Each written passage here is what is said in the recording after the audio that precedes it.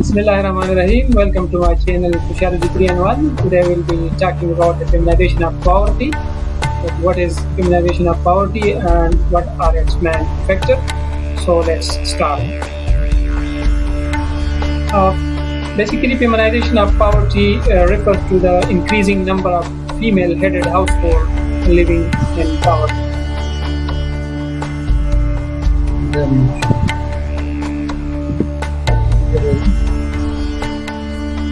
It highlights the gender disparities and inequalities that exist within poverty, particularly in developing countries of the world.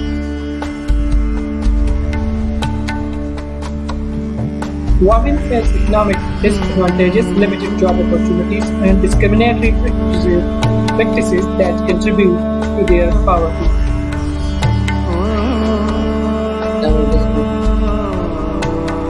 They also bear the burden of unpaid care work, limiting their ability to engage in income-generating activities.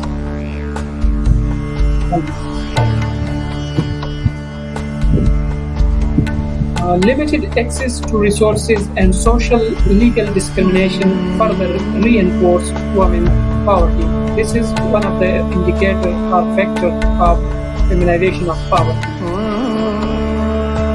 Women living in poverty are more vulnerable to gender-based violence, hindering their escape from poverty.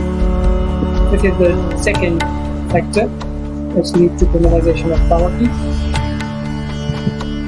Then addressing the feminization of poverty requires comprehensive strategies that promote gender equality and empowerment of the women. Thank you very much for watching Sociology 3 and 1. Please like, share and comment.